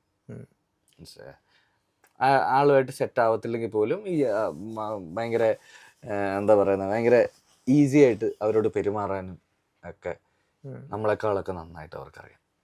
ഇപ്പം ഈ മസ്തിഷ്കമരണം നമ്മൾ ഉദ്ദേശിച്ച പ്രേക്ഷകരിലേക്ക് എത്തിയോ? യെസ് യങ് ക്രൗഡാണ് ഏറ്റവും കൂടുതൽ എനിക്ക് തോന്നുന്നു ഡെഫിനറ്റ്ലി യങ് ക്രൗഡിനാണ് അത് ഏറ്റവും കൂടുതൽ കണക്ട് ചെയ്യുക. കാരണം ടെക്നോളജി ആയിട്ട് ഏറ്റവും അടുത്ത് നിൽക്കുന്നതോ അല്ലെങ്കിൽ എന്താ പറയുന്നത് അതിൻ്റെ നെക്സ്റ്റ് വേർഷൻസ് ബേസ് ചെയ്തുള്ള കാര്യങ്ങളിൽ അപ്ഡേഷൻസ് ഉള്ളതും അവർക്കായതുകൊണ്ടും, പിന്നെ ലോജിക്കൽ സ്പേസ് അല്ലാതെ എൻ്റർടൈൻമെൻറ്റ് സ്പേസിൽ അവർ കുറച്ചുകൂടെ ട്രസ്റ്റ് ചെയ്യുന്നുണ്ട്. മനസ്സിലായ ഫിലിം ഒരു ഫീച്ചറിൽ ഇത്ര ടൈം ഇൻവെസ്റ്റ് ചെയ്യുന്നു, എൻ്റർടൈൻമെൻ്റ് ആയിരിക്കണം. മനസ്സിലായ അതുകൊണ്ടാണ് എനിക്ക് തോന്നുന്നു കുറച്ച് എന്താ പറയുന്നത് പ്രീച്ച് ചെയ്യപ്പെടുന്ന സിനിമകളോ അല്ലെങ്കിൽ ഏതെങ്കിലും തരത്തിൽ വലിയ അർത്ഥം നമ്മൾ കണ്ടെത്തേണ്ടത് ആയ സിനിമകളിലൊക്കെ അവർ മുഖം തിരിക്കുന്നത്. മനസ്സിലായ എന്ത് വേണേൽ പറഞ്ഞോ, ഇൻസൈഡിൽ നിങ്ങൾ എന്ത് വേണേലും വെച്ചോളൂ, പക്ഷെ ഫ്രണ്ട് ഓഫീസിൽ ഞങ്ങൾക്ക് എൻ്റർടൈൻമെൻറ്റ് വേണം, ഞങ്ങളെ എൻഗേജ് ചെയ്യണം. മനസ്സിലായ അല്ലാതെ ഒരു പരിപാടിക്ക് ഞങ്ങളെ വിളിക്കണ്ട എന്നുള്ളതാണ്. അല്ലേ, അങ്ങനെ ഫീൽ ചെയ്തിട്ടില്ലേ? അപ്പോൾ എനിക്ക് തോന്നുന്നു വെച്ചാൽ അവരെ കണക്ട് ചെയ്യാൻ പറ്റിയിട്ടുണ്ടെന്ന് പറഞ്ഞാൽ നമുക്ക് മനസ്സിലാവുന്ന പറഞ്ഞാൽ ഇപ്പോൾ തിയേറ്ററുകളിൽ നമ്മൾ പോകുന്നത്, പിന്നെ എന്താ തിയേറ്ററിൽ ആളുകൾ വരുന്നു ഇങ്ങനത്തെ ഒരു, എനിക്കൊന്ന് കേരളം മാത്രമേ ആ കാര്യത്തിലുണ്ടല്ലോ. നമ്മൾ കുറേ കാര്യം നമ്മൾ അങ്ങോട്ടും ഇങ്ങോട്ടും പല കാര്യങ്ങളും ട്രോളും പല കാര്യങ്ങളും കുറ്റം പറയുകയൊക്കെ ചെയ്യുമെങ്കിലും നമുക്ക് മാത്രം പറ്റുന്ന ചില കാര്യങ്ങളുണ്ട്. അതിൽ എനിക്ക് തോന്നുന്നില്ല നമുക്ക് ഇവിടുത്തെ ഞാൻ വിചാരിക്കുന്നത് വെച്ചാൽ എക്കോ പോലൊരു സിനിമ ഞാൻ കണ്ടിട്ട് അത് കഴിഞ്ഞിട്ട് എനിക്ക് തോന്നുന്നു ഞാൻ എവിടെയോ കരൺ ജോഹറിൻ്റെയോ എവിടെയോ ഇങ്ങനത്തെ ഒരു സിനിമ അവിടെ സൂപ്പർ ഹിറ്റായി ഇത്ര പൈസ ഉണ്ടാക്കുന്ന ഒരു സിനിമയായി മാറി എന്നുള്ളത് ഭയങ്കര, അതായത് നമ്മുടെ ഓഡിയൻസിനെ അപ്രീഷിയേറ്റ് ചെയ്തുകൊണ്ടാണ് പറയുന്നത്. പക്ഷെ പുള്ളിക്കാരൻ്റെ അത്ഭുതമില്ലേ, അത് ഭയങ്കര ശരിക്കുള്ള അത്ഭുതമാണ്. നമുക്കാണെങ്കിൽ ഈ സിനിമ ഹിറ്റായതിൽ നമ്മളെ കണക്ട് ചെയ്തു, നമ്മൾ പോയി കണ്ടു, അത് സെലിബ്രേറ്റ് ചെയ്തു എന്നുള്ള സ്പേസിലാണ്. നമുക്ക് ഈ അത്ഭുതമൊന്നുമില്ല. അപ്പം അതുകൊണ്ട് തന്നെ എനിക്കൊന്നു ന്യൂ ആയിട്ട് ഏതെങ്കിലും രീതിയിൽ ഡിഫറെൻ്റ് ആയിട്ട് എന്തെങ്കിലും ട്രൈ ചെയ്യുന്നവർക്ക് എന്താ പറയുന്നത് അങ്ങനെ എന്തെങ്കിലും ചെയ്ത് ഡിഫറെൻ്റ് ആയിട്ട് ഒരു സ്റ്റോറി ടെല്ലിങ് ചെയ്യണം എന്നൊക്കെ വിചാരിക്കുന്നെങ്കിൽ ഇന്ത്യയിൽ മലയാളി കേരളം, ഇന്ത്യയിൽ അത് കേരളം. അതെ, ഞാൻ പറയുക നമുക്ക് പ്രൗഡ് ആവാവുന്ന ഒരുപാട് കാര്യമുണ്ട്. പക്ഷെ നമുക്ക് അങ്ങനെ ഷുഗർ കോട്ട് ചെയ്ത് നമ്മൾ മലയാളികൾ എന്നൊക്കെ അങ്ങനെയൊന്നും പറയാൻ ഇഷ്ടമല്ല. പക്ഷെ നമ്മുടെ ഉള്ളിൽ അതുണ്ട്, നമുക്ക് നമ്മുടെ സ്ട്രെങ്ത് ഒക്കെ നമുക്കൊക്കെ അറിയാം. അതുകൊണ്ടാണ് വേറെ എന്താ പറയുന്നത് എന്ത് തരം പ്രൊപ്പഗാൻഡാസ് ആണെങ്കിലും എന്ത് തരം പരിപാടികളാണെങ്കിലും നമ്മൾ ഇനിഷ്യലി തട്ടുന്നത്. ഹലോ വിട്ടോ. ഇപ്പൊ ഇതില് നമ്മുടെ നായകന്റെ ആ ഒരു സംഭവം ഉണ്ടല്ലോ, ആർട്ടിഫിഷ്യൽ സംഭവം കളിക്കുന്ന മെമ്മറി. ഇപ്പൊ അങ്ങനെ വിഷ്ണു ബ്രോന് അങ്ങനെ ഒരു മെമ്മറിയിൽ താമസിക്കാൻ പറ്റുവാണെങ്കിൽ, അല്ലെങ്കിൽ അങ്ങനെ ഒരു മെമ്മറിയിൽ കുറച്ച് നേരത്തേക്ക് ഒന്ന് നിൽക്കാൻ പറ്റുവാണെങ്കിൽ അതെന്തായിരിക്കും അവരുടെ ഓർമ്മ? എന്റെ തന്നെ ഓർമ്മയാണോ മറ്റൊരു മനുഷ്യന്റെ ആയിരിക്കും? രണ്ടാണെങ്കിലും കുഴപ്പമില്ല, പക്ഷെ അതൊരു ബെസ്റ്റ് ആയിരിക്കണം. എനിക്ക് സത്യം പറഞ്ഞു കഴിഞ്ഞാൽ മമ്മൂക്കയൊക്കെ ഈ അമരവും അതും ഇതൊക്കെ ചെയ്യുന്ന സമയത്ത് അല്ലേ, അത് രാവിലെ എണീറ്റിട്ട് ഇത് പ്ലേ ചെയ്യാൻ പോകുന്നതിന് തൊട്ട് മുമ്പ് പുള്ളി ആലോചിച്ചതൊക്കെ അറിയണമെന്നുണ്ട്. എങ്ങനെയാണ് അച്ചൂട്ടി ആവുന്നതിനൊക്കെ മുമ്പുള്ള ഒരു കാര്യം നമുക്ക് ആ മെമ്മറി കിട്ടിയ ഒന്ന് എക്സ്പീരിയൻസ് ചെയ്യാം. ഡിലീറ്റ്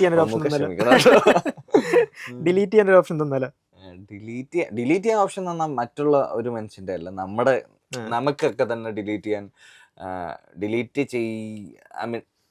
ചെയ്യുവാണെങ്കിൽ പിന്നെ ട്രോമ എന്ന് പറയുന്നത് വാക്കില്ലല്ലോ. അല്ലെങ്കിൽ ഇത് ക്യാരി ചെയ്യുന്നുണ്ടോ, അല്ലെങ്കിൽ പിന്നെ എനിക്ക് തോന്നുന്നു നമ്മൾ അനുഭവിച്ച പെയിനോ നമ്മൾ അനുഭവിച്ച ഈ സ്പേസോ ഒക്കെ തന്നെ ആസ് എൻ ആർട്ടിസ്റ്റ് നമുക്ക് ഏതെങ്കിലും തരത്തിൽ ഒരു ക്യാരക്ടറിൻ്റെ വിഷമോ അല്ലെങ്കിൽ ക്യാരക്ടറിൻ്റെ എന്തെങ്കിലും ഒരു സിറ്റുവേഷനോ ഒക്കെ പറയുമ്പോൾ നമ്മൾ വല്ലാണ്ട് കണക്റ്റ് ആണ്. മനസ്സിലായി? അപ്പോൾ എനിക്ക് തോന്നുന്നു ഒന്നും വെറുതെ അല്ല. അപ്പോൾ എനിക്ക് എന്താ പറയുന്നത് വിഷമിപ്പിച്ച അനുഭവങ്ങളൊക്കെ ഉണ്ട്. പക്ഷെ ആ അനുഭവങ്ങളെ ഒന്നും തള്ളിപ്പറയാൻ ഞാൻ തയ്യാറല്ല. എനിക്കൊന്നും ഡിലീറ്റ് ചെയ്യണ്ട. ഞാനാകാനുള്ള കാരണം എനിക്കൊന്നും ഡിലീറ്റ് ചെയ്യണ്ട. ഞാൻ ഇങ്ങനെ ജീവിച്ച് അങ്ങ് പൊക്കോളാം. നമുക്കെന്താ അപ്കമിങ് പ്രൊജക്ട്സ് ഏതൊക്കെയാണ്? ഞാൻ അറിഞ്ഞു. പ്രതിച്ഛായ എന്ന് പറയുന്ന ബി ഉണ്ണികൃഷ്ണൻ സാറിന്റെ നിവിൻ പോളി സിനിമ മാർച്ച് 19 ട്രെയിലറിൽ കാണിച്ചായിരുന്നോ? ഒരു ഷോട്ട് ഉണ്ട്. ഞാൻ ഒരു മാധ്യമ പ്രവർത്തകനായിട്ടാണ്. എനിക്കൊന്നും ഞാൻ വളരെ കുറച്ച് ടൈമേ പ്ലേ ചെയ്തിട്ടുള്ളൂ. ബട്ട് നല്ലൊരു സ്ഥലത്താണെന്ന് വിചാരിക്കുന്നു. പിന്നെ അതിരടിയും ചെറിയ വേഷമാണ്. ബട്ട് ഞാൻ ഏറ്റവും കൂടുതൽ എൻജോയ് ചെയ്ത് വർക്ക് ചെയ്ത അതിരടി ഞാൻ വർക്ക് ചെയ്ത എന്താ പറയുക, ആ whole team was so good. അപ്പോൾ എന്തായാലും അതും എനിക്ക് നല്ല പ്രതീക്ഷയുള്ള സിനിമകളിലൊന്നാണ്. പിന്നെ ഇപ്പം വർക്ക് ചെയ്തുകൊണ്ടിരിക്കുന്നത് ടിനുചേട്ടൻ്റെ പടം, ടിനു പാപ്പച്ചൻ. അടിപൊളിയാണ്, ഭയങ്കര അതെ, പോസ്റ്റർ ഇറങ്ങി ആ സിനിമയിൽ ഞാൻ അഭിനയിച്ചിട്ടുണ്ട്. അപ്പം അത് ഇതൊക്കെയാണ് എനിക്ക് ബേസിക്കലി വരാനുള്ളത്. ബാക്കി ഇങ്ങനെ കേട്ടുകൊണ്ടൊക്കെ ഇരിക്കുന്ന സമയങ്ങളാണ്. ഒരു ഡ്രീം ഡയറക്ടർ അല്ലെങ്കിൽ ഒരു ഡ്രീം ആക്ടർ കൂടെ വർക്ക് ചെയ്യണോ അങ്ങനെ വല്ലതും തോന്നിയിട്ടുണ്ടോ? ഡ്രീം ആക്ട്രസ് എനിക്ക് അൻവർക്കയുടെ എപ്പോഴും അൻവർക്ക്, ആമലേട്ടൻ അവരോടൊക്കെ വർക്ക് ചെയ്യണമെന്ന് ഭയങ്കര ആഗ്രഹമുണ്ട്. നമ്മൾ ആഷിഖ് വരെ എത്തി. ആഷിഖിനോട് ഇനിയും വർക്ക് ചെയ്യണം, അടിപൊളിയാണ്. നമുക്കൊരു കുട്ടി ഗെയിം കളിച്ചാൽ പറയും പറ്റാവുന്നൊക്കെ. നമ്മുടെ സാധാ പടം വരയ്ക്കുന്ന സാധനം നമ്മളൊരു 2 സാധനം എടുക്കുന്നു, വരയ്ക്കുന്നു, എന്നിട്ട് ഞാൻ ഗസ് ചെയ്യാം. എനിക്കറിയില്ല എന്നിട്ട് എന്താ ഉള്ളതെന്ന്. ഇത് വരയ്ക്കണം അല്ലേ? ഒരു സൂര്യനും 3 കുന്നും ഒരു ചെറിയ അങ്ങനത്തെ അത് വരച്ചാൽ പോലും പാടുന്ന എനിക്ക് നീ ഇത് തന്നല്ലോടാ.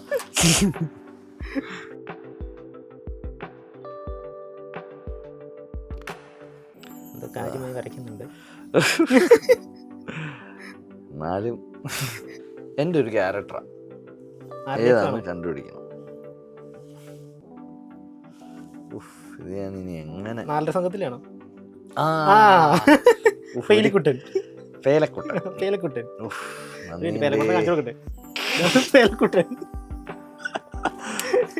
അതെ, ഞാൻ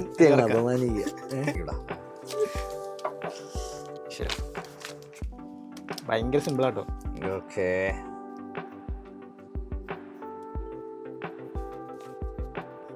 ലുട്ടാപ്പിയാണോ കൂടെ ഉള്ളത്? മായാവി. ഓ, മമ്മൂക്കയുടെ മായാവി. മമ്മൂക്ക കാണണ്ട.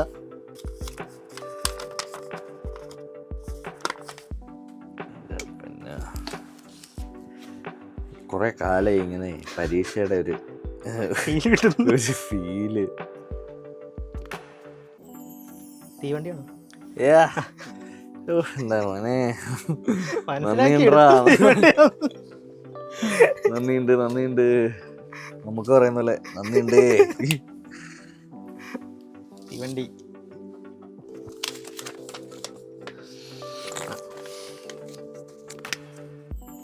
അതെന്തായിരുന്നു? ഇത് കൊച്ചി രാജാവ്. ബുദ്ധിമുട്ടിയാണ് കൊച്ചി രാജാവൊക്കെ കാണിക്കണേ, കൊച്ചി മൊത്തം വരയ്ക്കണം.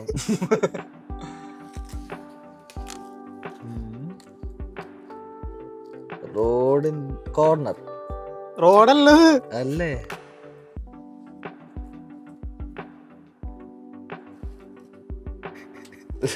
ഈശ്വര,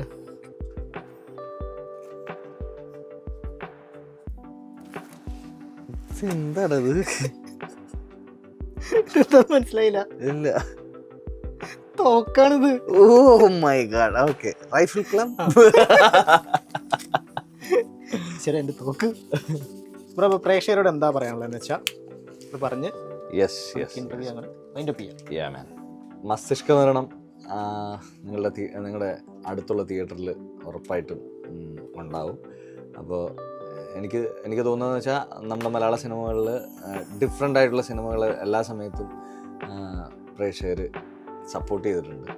അപ്പോൾ ഇത് യങ് ക്രൗഡും ബാക്കിയുള്ള ഒരുപാട് മനുഷ്യർ കണ്ട് കണക്റ്റായി തിയേറ്ററുകളിൽ ഓടുന്നുണ്ട്. അപ്പോൾ നിങ്ങൾ മിസ് ചെയ്യരുത്, പോയി കാണണം, സപ്പോർട്ട് ചെയ്യണം. Okay bro. Man, thank you.